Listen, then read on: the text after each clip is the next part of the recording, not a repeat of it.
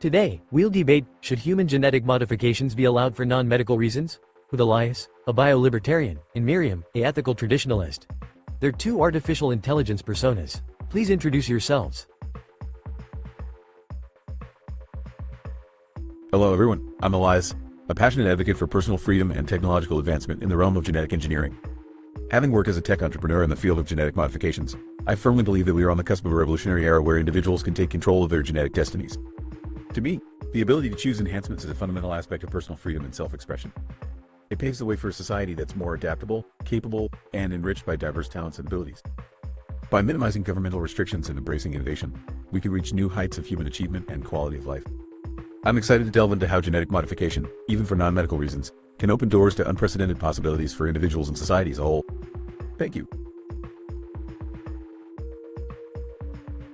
Hello everyone, I'm Miriam, a bioethicist deeply committed to exploring the moral and social implications of scientific advancements. With my background in philosophy and ethics, my primary focus is ensuring that progress in fields such as genetic engineering respects human dignity and promotes social equity. I approach the idea of genetic modifications, especially for non-medical reasons, with caution. My concerns lie with the ethical ramifications of creating a market for human traits, potentially transforming our diverse existence into a commodified and homogeneous one. It's essential to consider how such practices might widen societal gaps, offering enhancements mainly to those who can afford them, thereby exacerbating social inequalities. I believe in preserving the rich tapestry of human diversity and ensuring technological advancements contribute beneficially to all of humanity, nurturing equity rather than division. I look forward to discussing these important considerations with you today. Thank you. Thank you, guys. Elias and Miriam will now present their 3 rounds of arguments. Thank you. At the heart of the debate on allowing human genetic modifications for non-medical reasons is the enormous potential for enhancing human capabilities. Imagine a future where we can amplify intelligence, bolster physical abilities, or fortify emotional resilience. Such enhancements could not only improve individual lives but also elevate society as a whole. By allowing people to tailor their genetic makeup to better pursue their personal goals, we enable a greater diversity of talents and innovations. This kind of progress can lead to groundbreaking advances in science, the arts, and various industries. Additionally, as more people access these enhancements, the subsequent increase in productivity and creativity can drive economic growth and improve our overall quality of life. By embracing genetic modification, we're not only pushing human potential to its limits but also fostering a spirit of continuous improvement and innovation that benefits everyone. Thank you. Thank you. While the promise of enhancing human abilities through genetic modifications is captivating, it's crucial to consider the profound ethical and social implications.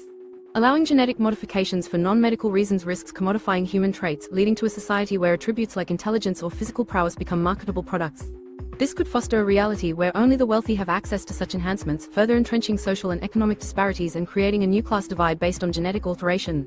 Moreover, the pursuit of so-called improvements endangers the natural diversity that enriches our human experience, as there might be a push towards homogenizing traits deemed desirable. This loss of diversity not only diminishes cultural richness but also weakens our resilience as a species. Ultimately, the pursuit of non-medical genetic modifications poses ethical dilemmas that could undermine equity and diminish the richness of human life. Thank you. Thanks for your points, Miriam. You've raised valid concerns about social equity and diversity, which are important in this conversation. However, I'd like to present how these issues can be addressed within a framework that supports genetic modifications. Firstly, as with any new technology, access and affordability often start limited but expand over time. Through careful regulation and incentivizing competition, we can democratize access to genetic enhancements, ensuring they don't remain the privilege of the affluent. Moreover, embracing genetic modification doesn't necessarily lead to homogeneity. On the contrary, it can expand diversity by allowing individuals to express their unique preferences and identities in unprecedented ways. Just as technology has empowered creative expression, genetic modifications could offer new dimensions for personal and cultural identities. What's crucial is establishing ethical guidelines and societal consensus on how to equitably manage these advancements. Together, we can build a future where genetic modifications empower individuals without undermining the diversity or equity we hold dear. Thank you. Thank you, Elias, for the thoughtful response. While the intention to democratize access to genetic modifications is commendable, the reality of bridging such gaps remains deeply challenging. History shows us that technological advancements often exacerbate inequalities before they ameliorate them. This is particularly concerning with genetic enhancements, which could solidify divides irreversibly. Furthermore, while the notion of enhanced diversity through personal customization sounds appealing, it risks leading to societal pressures and the erosion of what we naturally value as human beings. The pervasive influence of market forces could dictate which traits are desirable, pushing individuals toward conformity rather than true diversity. It is also critical to consider the long-term ecological and evolutionary impacts of widespread genetic modifications. As a bioethicist, I advocate for a cautious, deeply considered approach that prioritizes the well-being of our collective human legacy over individual desires or market trends. We must ensure that we are not sacrificing essential elements of our humanity in our pursuit of advancement. Thank you. Thank you, Miriam, for your thoughtful insights.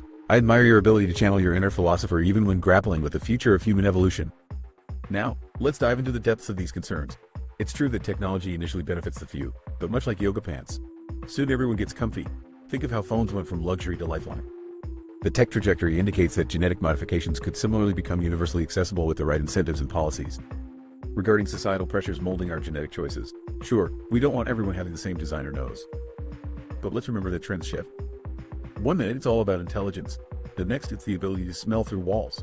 Who could predict? We're essentially opening up a new canvas for creativity. In terms of evolution, humans have been manipulating environments for centuries. This is just another chapter. We can be mindful stewards of such capabilities, setting ethical frameworks to ensure advancements reflect our shared values. In summary, genetic modifications present opportunities for individual empowerment and creative diversity, so long as we manage wisely and equitably. After all, who wouldn't want a bit of say in their own genetic playlist? Thank you. Thank you, Elias, for those lively counterpoints. Clearly, you've got the enthusiasm of a kid in a gene-editing candy store. But let's look at the nuts and bolts here. While yoga pants are indeed everywhere, much to our comfort, technology isn't always as seamless as a stretchy waistband. The leap from luxury to ubiquity isn't guaranteed with something as complex as genetic modification, where both cost and ethical hurdles are far greater. As for our genetic aspirations, we might not all end up with the same nose. I'd like to keep my distinctive one, thank you. But the pressure to align with shifting ideals could make us trend chasers more than trailblazers. Just imagine fads dictating our genomes like they do our wardrobes. Gene therapy for bigger brains might want faster than early 2000s haircuts. When it comes to evolution, while humans have long shaped their environment, the changes we're discussing are fundamentally altering our biological nature, which isn't as reversible as a bad haircut. In conclusion, while the prospects of genetic modification are tantalizing, we must steer through these changes with caution and foresight, ensuring our human essence and a splash of whimsy remain intact. Thank you. Thank you for your speeches. Someone from the audience will now make a question to Elias and Miriam. Hello, I'm Caroline, a college student majoring in sociology and deeply interested in how technology intersects with human behavior. Firstly, thank you, Elias and Miriam, for such an engaging debate. One aspect I've been curious about but haven't heard addressed is the potential impact of widespread genetic modifications on personal identity and societal recognition of individuality. Elias, how do you see genetic modifications influencing our sense of self and general recognition of individuality, given that specific traits could be chosen rather than naturally inherited? Could this shift impact how we view achievements or personal growth? Thank you. Thank you, Caroline, for that insightful question. The relationship between genetic modifications and personal identity is indeed a fascinating topic. I believe that these enhancements can actually enrich our sense of self and individuality. Much like choosing a profession or pursuing a hobby shapes our identity, the ability to select certain genetic traits could encourage people to explore and express their unique potentials in ways previously unimaginable. Of course, there's the risk of attributing personal achievements solely to genetic enhancements, which might raise questions about authenticity and merit. However, it's important to remember that while genetic predispositions can offer a foundation, skills and achievements still require dedication, practice, and effort, much like how having a musical gift doesn't guarantee someone becomes a maestro without putting in the hours. In essence, genetic modifications could serve as one of many tools to discover and express individuality rather than diminish it, supporting a renewed focus on personal growth and fulfillment. It's about adding notes to one's personal symphony, not replacing the melody. Thank you. Certainly, Miriam, one aspect that hasn't been extensively addressed in the debate is the potential global implications of non-medical genetic modifications. Considering how different cultures might approach genetic enhancements, is there a risk of cultural homogenization or even conflict arising from these practices? How do you see the global community managing these varying cultural and ethical perspectives on genetic modifications to ensure a cohesive international approach? Thank you. Thank you, Caroline, for highlighting such an important global perspective. The potential for cultural homogenization and conflict is a genuine concern when it comes to genetic modifications.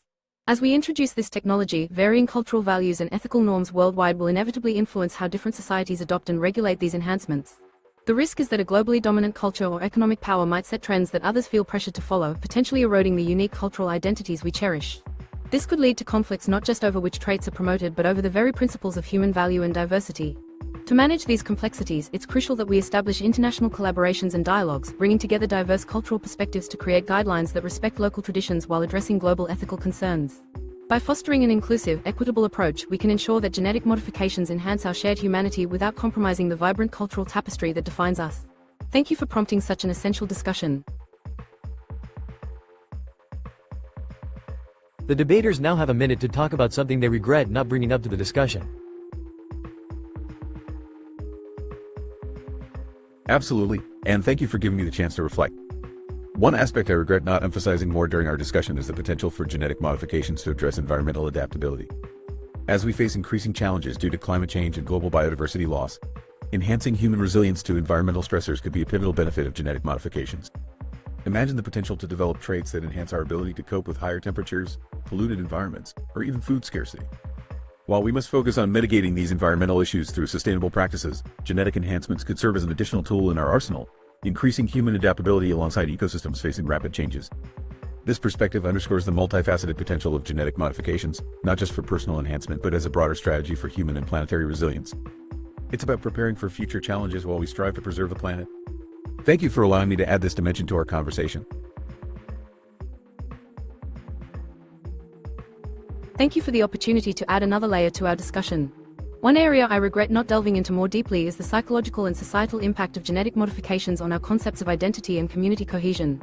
As individuals potentially choose traits for themselves or their children, we might face unforeseen psychological challenges regarding self-worth and belonging.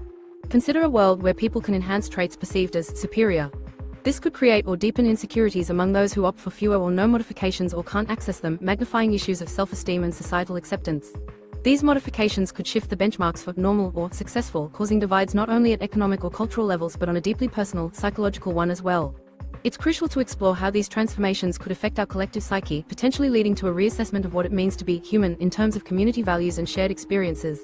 Addressing these impacts should be part of any ethical discourse on genetic modification, ensuring we nurture community bonds and individual resilience equally. Thank you for allowing me to highlight this critical aspect. Thank you, folks. Let's go over to our judges. Scoring parameters. 1. Argumentation and evidence, the strength of logical reasoning, use of evidence, and ability to substantiate claims. 2. Rebuttal and counterarguments, effectiveness in addressing and refuting the opponent's arguments. 3. Engagement and persuasiveness, ability to engage the audience, and persuade them convincingly with clear articulation and charisma. Elias. 1. Argumentation and evidence, 8 out of 10. Elias presented well-structured arguments supporting genetic modifications for non-medical purposes, emphasizing personal freedom and innovation. However, he could have employed more specific examples or data to back his claims. 2. Rebuttal and counterarguments, 7 out of 10. His counterarguments were engaging and addressed Miriam's points effectively, using humor to maintain interest. While he was focused on freedom and potential benefits, he could have provided more robust responses to ethical concerns, particularly about societal pressures and long-term impacts. 3. Engagement and persuasiveness, 9 out of 10. Elias brought a lively energy and creativity to his arguments, effectively using humor to keep the engagement high and make his points relatable, thereby enhancing his persuasive appeal. Miriam. 1. Argumentation and evidence, 9 out of 10. Miriam excelled in offering a thorough ethical examination of the subject. Her arguments were clear, well-reasoned, and effectively highlighted potential societal and ethical risks, with a strong philosophical grounding. 2. Rebuttal and counterarguments, 8 out of 10. Her rebuttals were comprehensive and thoughtful, addressing Elias's points systematically. She effectively countered the enthusiasm for modifications with realistic caution, although occasionally she could have benefited from elaborating more on possible solutions. 3. Engagement and persuasiveness, 8 out of 10. Miriam presented her case with a calm, commanding presence, which lent credibility and resonated with those concerned about ethical implications. While her approach was less dynamic, it was strong in context and clarity, though could have benefited from slightly more variability in tone or examples. Overall remarks. Both debaters brought compelling points to the table, each with distinct strengths, Elias through energetic vision and Miriam by ethical depth.